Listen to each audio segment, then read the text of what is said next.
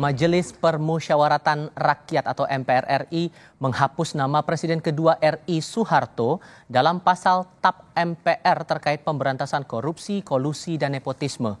Meski nama Soeharto dihapus, ketentuan-ketentuan lain dalam TAP MPR tersebut tetap berlaku. Majelis Permusyawaratan Rakyat atau MPR mencabut nama Presiden kedua RI Soeharto dalam ketetapan atau TAP MPR tentang perintah menyelenggarakan pemerintahan bebas KKN. MPR mencabut nama Soeharto dari pasal 4 TAP MPR itu, tetapi status hukum TAP disebut masih berlaku. Ketua MPR Bambang Susatyo menyebut pencabutan nama Soeharto sesuai surat yang disampaikan Partai Golkar pada 18 September lalu. Bambang Susatyo menyebut nama Pak Harto dicabut karena telah meninggal dunia. Hadirin dimohon berdiri. Kemudian yang kedua adalah surat dari fraksi Partai Golkar tertanggal 18 September 2024 perihal kedudukan pasal 4 TAP MPR nomor 11 garis miring MPR 1998. Berdasarkan putusan rapat gabungan pimpinan MPR dengan pimpinan fraksi dan kelompok DPD tanggal 23 September yang lalu, pimpinan MPR sepakat untuk menjawab surat tersebut sesuai dengan etika dan peraturan perundang-undangan yang berlaku, di mana status hukum TAP MPR nomor 11 1998 tersebut dinyatakan masih berlaku oleh TAP MPR nomor 1 garis miring R 2003. Dalam pasal 4 TAP MPR nomor 11 tahun 1998, nama Soeharto disebutkan secara khusus untuk upaya pemberantasan korupsi, kolusi, dan nepotisme yang harus dilakukan negara secara tegas. Presiden kedua RI Soeharto pernah menjadi terdakwa kasus dugaan korupsi pada 3 Agustus tahun 2000. Soeharto ditetapkan terdakwa kasus dugaan korupsi yang melibatkan 7 yayasan yang didirikannya. Sebelumnya hasil pemeriksaan kekayaan yayasan Soeharto diketahui mencapai 4 triliun lebih. Soeharto pernah dipanggil untuk persidangan pada 14 September tahun 2000 tetapi tidak hadir karena alasan sakit. Jaksa Agung Abdurrahman Saleh pada 11 Mei 2006 pernah mengeluarkan SP3 atas kasus itu. Status terdakwa Soeharto dicabut usai Pengadilan Tinggi Jakarta menyatakan SP3 Kejaksaan Agung sah secara hukum pada 1 Agustus tahun 2006. Direktur Eksekutif Amnesty International Indonesia Usman Hamid menyebut penghapusan nama Soeharto di TAP MPR nomor 11 tahun 1998 membuat negara seolah-olah menghapus dosa masa lalu dari Soeharto dan kroninya. TAP MPR nomor 11 tahun 1998 yang memandatkan negara untuk memberantas korupsi, kolusi, dan nepotisme, khususnya yang melibatkan keluarga Soeharto dan kroni-kroninya, justru dihapus dari TAP MPR tersebut. Ini sama artinya dengan memutihkan dosa-dosa di masa lalu yang belum dipertanggungjawabkan oleh negara. Bahkan bukan hanya korupsi, kolusi, dan nepotisme, tetapi juga pengrusakan lingkungan, pelanggaran hak asasi manusia yang terjadi akibat kebijakan pemerintahan yang korup di masa lalu. Selain menghapus nama Soeharto dalam TAP MPR, sidang akhir masa jabatan MPR Rabu kemarin juga mencabut TAP MPR tentang Presiden Soekarno dan Presiden Abdurrahman Wahid. Tim Liputan Kompas TV. Mengapa MPR menghapus nama Soeharto dalam TAP MPR tentang pemberantasan korupsi, kolusi, dan nepotisme? Apa pula implikasi dari penghapusan nama Soeharto dalam TAP MPR itu? Kami akan bahas bersama dengan para narasumber. Saat ini di studio sudah bergabung Wakil Ketua MPR RI Fadel Muhammad. Pak Fadel, Assalamualaikum, selamat malam Pak. Waalaikumsalam, selamat malam. Terima kasih sudah bergabung bersama kami, dan via sambungan dalam jaringan sudah bergabung Direktur Eksekutif Amnesty International Indonesia Usman Hamid. Mas Usman, selamat malam, apa kabar? Selamat malam Mas Tifas. Terima kasih sudah bergabung juga bersama kami. Pak Fadel, saya ke Anda dulu. Apa urgensinya atau seberapa mendesak nama Pak Harto ini harus dihapus dalam TAP MPR tentang KKN itu? Saya ingin menjelaskan latar belakang. Oke. Karena saya sudah mendengar beberapa kali orang memberikan tanggapan di media. Supaya tidak salah. Jadi ini bermula dari surat Menteri Hukum dan HAM kepada MPR yang meminta kalau boleh kita mencabut TAP MPR, ketetapan MPR nomor 33 tahun 67 tentang pengkhianatan daripada Soekarno, presiden pertama kita. Setelah itu kami kaji, kita bahas, kita kaji, dan kita merasa bahwa ini tidak apa-apa kita cabut. Maka kami pimpinan MPR bersepakat, kita rapat dengan teman-teman para fraksi MPR, setuju untuk mencabut ini. Ketika kita setuju mencabut ini, Partai Golkar melihat bahwa, oh kenapa kita tidak mengajukan mengenai Pak Harto. Maka mereka mengajukan kepada kita. Kita rapat di saat yang sama PKB juga mengajukan surat yang sama dari PKB. Maka di balik spirit ini, di balik hal ini adalah ada keinginan besar dari pimpinan MPR untuk membuat rekonsiliasi bangsa ini. Kalau Soekarno, Pak Harto, Abdurrahman Wahid, kita sebagai majelis MPR ini sepatutnya untuk mencabut tap-tap yang lama yang kita anggap sudah tidak relevan. Kalau permintaan dari fraksi Golkar waktu itu alasannya karena rekonsiliasi itu atau ada alasan lain, Pak? Fraksi Golkar persisnya itu mereka meminta dengan alasan bahwa di samping rekonsiliasi nasional ada unsur budaya kita, kebersamaan, dan juga mempertimbangkan dharma bakti beliau selama 32 tahun menurut bangsa kita jadi presiden dan jasa-jasa sebelumnya. Jadi kami pikir benar juga, logika yang sehat, kita mesti menghargai, kita bangsa yang besar harus menghargai jasa-jasa pahlawan, jasa-jasa orang yang sudah bekerja, apalagi presiden. Nah, maka kita setuju. Tanpa ada perdebatan waktu itu dalam prosesnya di MPR? Perdebatan ada, diskusi panjang, berbagai aspek kita lihat. Tetapi akhirnya dengan spirit rekonsiliasi semua sependapat. Aspek apa sebetulnya dikaji? Karena kan dari pandangan terutama tadi Mas Usman Hamid juga sudah menyampaikan di paket informasi kami di awal bahwa ini seolah-olah melupakan sejarah masa lalu dari Pak Harto dan juga beberapa kasus setelah beliau lengser dari jabatannya sebagai presiden waktu itu. Itu gimana meresponnya, Pak? Ya, kita tidak boleh melihat orang dari satu sisi saja. Kita harus melihat keseluruhan. Juga ada faktor-faktor kebaikan. Siapa sih pemimpin? Siapa sih manusia yang tidak ada kesalahan? Pasti ada kesalahan. Apakah dapat dimaafkan atau tidak? Kalau kesalahannya memang dapat dimaafkan dibandingkan dengan jasa-jasa perjuangan beliau, saya kira apalagi spirit. Yang paling inti ada spirit rekonsiliasi bangsa kita. Itu yang paling inti yang saya mohon dapat dimengerti oleh Pak Hamid. Pak Usman, Mas Usman, Anda merespon dari pernyataan Pak Fadel ini gimana meresponnya?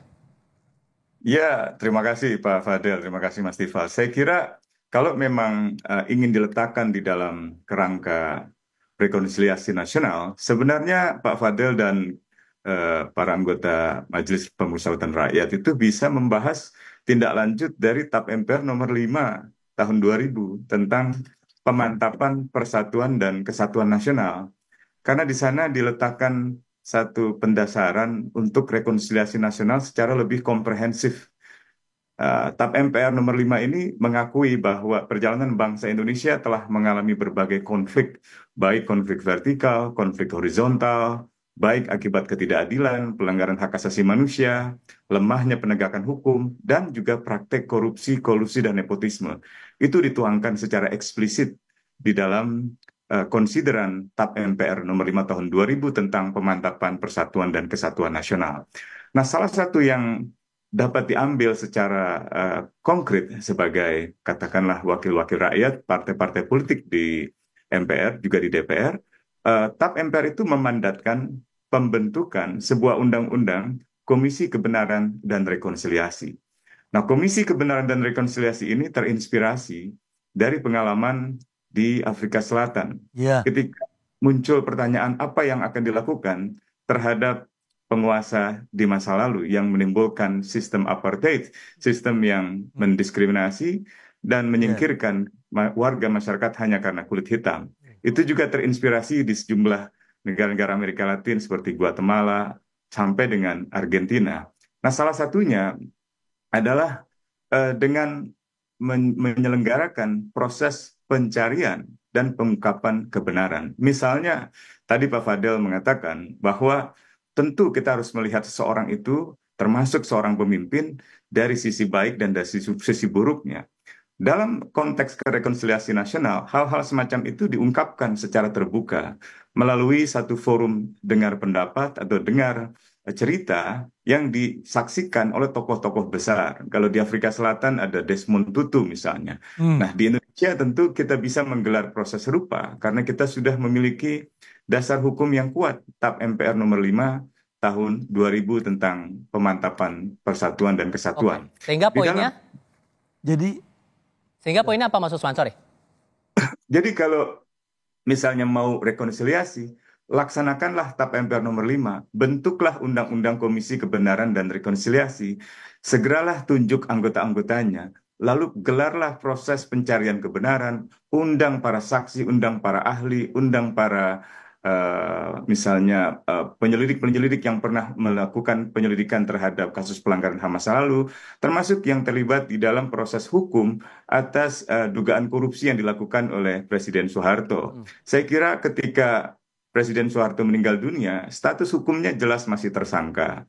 Demikian pula sikap pemerintah ketika itu di era Susilo Bambang Yudhoyono, pemerintah dan khususnya jajaran kejaksaan masih mengambil langkah gugatan hukum terhadap yayasan-yayasan Soeharto. Nah, itu artinya negara ketika itu secara resmi masih melaksanakan mandat reformasi khususnya dalam TAP MPR nomor 11 tahun 98 tentang pemberantasan korupsi, kolusi dan nepotisme. Nah, itu dimaksudkan untuk mencegah pemusatan kembali kekuasaan, penyalahgunaan kekuasaan seperti yang dijelaskan di dalam TAP MPR tersebut. Nah, sekarang pertanyaan saya, mengapa Pak Fadel dan para anggota Majelis Permusyawaratan Rakyat atau partai-partai politik di Senayan tidak melaksanakan TAP MPR nomor 5 tahun 2000 untuk menjalankan rekonsiliasi nasional yang dimaksud tadi? Oke, boleh langsung dijawab, Pak. Begini, Bung, saya kira apa yang Anda sampaikan ada benarnya. Dan kami sudah melaksanakan, kita selama kurang lebih 4 bulan itu mengadakan semacam roadshow, mendatangi tokoh-tokoh bangsa, orang-orang yang pernah menjadi presiden, wakil presiden, pimpinan MPR, semua kita datangi, keliling. Kita datangi ke rumah mereka. Pak Amin Rais itu datang ke kantor MPR, karena beliau mengatakan dia sering di Jogja. Ketika beliau datang, banyak yang ikut dan rombongan ramai sekali. Jadi kita sudah melewati proses yang disampaikan Bung Amin tadi. Itu benar, kita lewati tapi tidak membuat seperti yang dikatakan tadi. Kita sudah melewati proses ini. Dan ketika dikaji oleh Badan Pengkajian MPR, juga beberapa teman menyampaikan persis sama dengan beliau sampaikan. Akhirnya teman yang lain menjelaskan lagi dari sisi yang lain. Akhirnya kami sebagai pimpinan MPR, 10 orang ini berunding. Oh, kalau begitu kita mengambil langkah seperti ini. Dan langkah ini kita pikir dengan matang, dengan berbagai pertimbangan. Yang dasarnya sama dengan beliau tadi bahwa kita ingin rekonsiliasi. Sehingga nanti momentum presiden baru Prabowo Subianto ini, suasana bangsa kita berubah dibandingkan dengan yang lalu. Tidak terkotak-kotak lagi lah. Kalau kemudian di awal sempat pembahasan awalnya itu sempat ada perdebatan, tapi kemudian di sidang akhir masa jabatan kemarin itu ternyata proses pengambilan keputusan berjalan mulus saja. Apakah sesungguhnya ada tekanan juga untuk memastikan bahwa proses dari penghapusan nama Pak Harto di TAP MPR itu harus segera digolkan begitu di sidang kemarin? Tidak ada tekanan sama sekali. Hanya kesadaran daripada pimpinan-pimpinan MPR 10 orang ini, ada kesadaran kita harus berani mengambil langkah yang besar ini ke depan agar supaya momentum pembangunan kita, apalagi presiden baru dengan spirit yang demikian hebat, mau bikin pertumbuhan 8%, bikin ini, bikin itu. Jadi kita lihat ini, kita harus jangan terkotak-kotak lagi. Kita kembali menyatu dan segera kita bangun bangsa ini. Saya pernah mengalami, saya pernah jadi gubernur, merasakan bagaimana sulitnya di daerah saat ini. Dan kalau bangsa kita tidak bersatu, tidak masih terkotak-kotak, nah ini akan lebih repot, Bung, Oke. ke depan. Oke, Mas Usman, dengan alasan ini dikaitkan lagi dengan proses transisi pemerintahan baru, gimana meresponnya? Ya, transisi pemerintahan baru itu tentu akan menjadi penentu bagaimana kita mau membangun moralitas bangsa ke depan, moralitas kolektif bangsa ke depan. Jika kita ingin membangun persatuan, tentu kita ingin persatuan itu didasarkan pada pri kemanusiaan yang adil dan beradab, didasarkan pada penghormatan pada Tuhan Yang Maha Esa, dengan demikian meletakkan manusia dalam harkat dan martabat yang sederajat, dan diorientasikan untuk keadilan sosial bagi seluruh rakyat Indonesia melalui proses penyelenggaraan dengan penuh hikmah dan kebijaksanaan di dalam proses demokrasi. Dengan begitu, maka pertanyaannya apakah itu seluruhnya terpenuhi? Saya khawatir tidak. Komisi kebenaran seperti yang terjadi di Afrika Selatan, itu dia ingin mengungkapkan apa yang salah di masa lalu. Seseorang dimaafkan, seseorang dihapuskan, kesalahannya dimaafkan, itu mengandaikan ada kesalahan yang diidentifikasi dan diakui. Kalau kesalahan itu tidak pernah diungkapkan, tidak pernah diidentifikasi, apalagi tidak pernah diakui, lalu apa yang dimaafkan? Nah, pertanyaan semacam ini tentu tidak bermaksud untuk mengatakan pasti tidak dimaafkan. Tidak. Ini perlu satu proses yang jujur dengan partisipasi masyarakat yang luas. Oke. Partisipasi dari mereka yang terdampak dari kebijakan dan penyalahgunaan kekuasaan di masa lalu. Nah, Kalau bagusnya hanya 10 prosedurnya orang menurut yang Anda membahas, bagaimana? Karena kan kalau kita pahami, kita ambillah dari contoh di DPR. Kalau kita mengubah, kalau dalam proses revisi undang-undang itu pasti akan ada daftar inventarisasi masalah atau DIM. Nah, menurut Anda, Mas Usman, untuk perubahan TAP MPR, terutama untuk menghapuskan nama Pak Harto dalam TAP MPR itu, prosedur apa yang baiknya seharusnya dilakukan? saya kira setiap proses pembuatan undang-undang, perubahan undang-undang sesuai dengan tata cara pembuatan peraturan perundang-undangan harus diselenggarakan dengan konsultasi yang bermakna, dengan partisipasi masyarakat yang bermakna. Tidak ada masyarakat sipil, organisasi-organisasi yang bergerak di bidang pemberantasan korupsi misalnya, yang pernah diundang oleh partai-partai politik di DPR terkait dengan rencana perubahan TAP MPR nomor 11 tahun 98 ini. Tidak pernah ada. Dengan kata lain, MPR mengambil kebijakan yang sepihak. Kalau hanya sepihak, kalau hanya diputuskan oleh 10 orang, lalu di mana makna perwakilan rakyat itu? Di mana makna majelis itu? Sebuah majelis itu seharusnya membahas dengan cara yang terhormat, dengan mendengarkan pandangan semua pihak, pandangan akademisi, pandangan intelektual, bahkan pandangan mereka yang tidak pernah bisa didengar suaranya, mereka yang setiap hari Kamis menyuarakan tuntutan keadilan melalui aksi Kamisan. Mereka adalah korban-korban dan keluarga korban dari pelanggaran HAM berat di masa Orde Baru, di masa pemerintahan Soeharto. Dari korban Tanjung Priuk, korban Talang Sari, korban 65, sampai dengan korban-korban penembakan mahasiswa rekan-rekan saya, dan juga tragedi Mei tahun 98. Nah, itu semua harus kita letakkan sebagai bagian dari apa yang kita ingin persatukan ke depan sebagai bangsa. Kita ingin membangun bangsa dengan moralitas kolektif yang berdasarkan kejujuran, kebenaran. Dengan begitu, maka rekonsiliasi dan persatuan itu bisa benar-benar bermakna, bukan rekonsiliasi dan persatuan yang semu. Oke, itu dianggap sepihak pengambilan prosedur. Apa gimana merespon itu? Keliru sebenarnya, Bung. Keliru. Tidak boleh dikatakan sepihak. Kami ini kan melibatkan seluruh partai-partai, melibatkan seluruh fraksi, dan mereka itu juga ada perwakilan. Kami juga ada badan kajian yang beberapa guru-guru besar, profesor-profesor ada di dalamnya. Kami juga datang ke beberapa perguruan tinggi.